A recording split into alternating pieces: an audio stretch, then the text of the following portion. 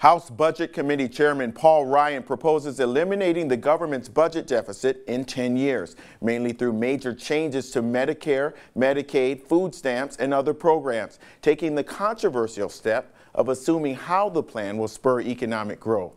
It's Tuesday, April 1st. Welcome to Lunch Break. I'm Lee Hawkins.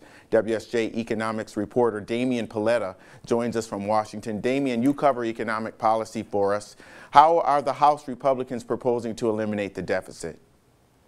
They would essentially rework Medicare and Medicaid, two of the biggest government programs, by cutting more than $1 trillion in spending from those programs over 10 years. He would really turn Medicaid over to state control, essentially, and Medicare would be really revamped in a way that would give aging Americans the ability to purchase private insurance instead of having the government run programs. So that would save a lot of money. He would also repeal the health care law, which he says would save $2 trillion over 10 years. It's kind of a controversial change, but House Republicans really believe they would save money doing that. And so those are the two of the biggest drivers. There would be big cuts in other government programs, things like housing, education, transportation, but there would be an increase of about $500 billion in defense spending over 10 years. So he would cut from a lot of places, but add other places as well. Yeah, definitely. Okay, so tell us about the growth assumptions. Why is this so controversial? Yeah, this is really interesting. So last year when Paul Ryan did his budget proposal, he eliminated the deficit in 10 years simply by cutting more spending, by having tax revenue be higher than spending. So there's no deficit when you have more taxes than spending.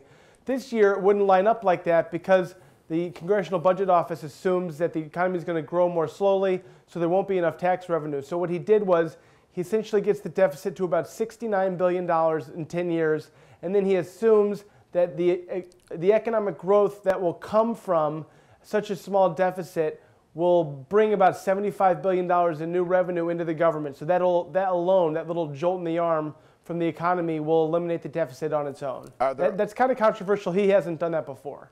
Oh, yeah. And I was going to ask, are there other ways that this is different than his last year's budget besides that?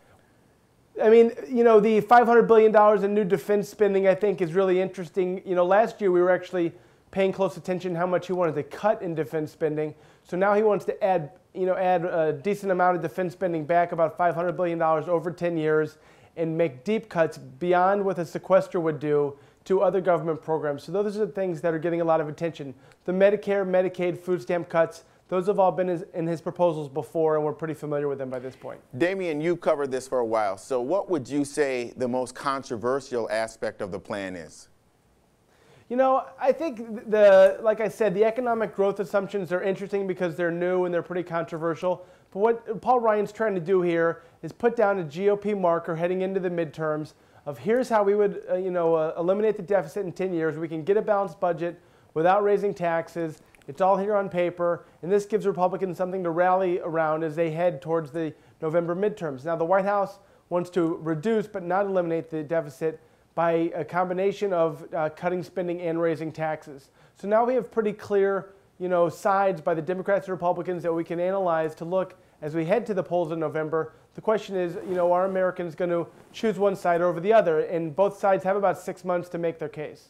All right, Damian Paletta, all over this story in Washington. Thanks a lot for coming on.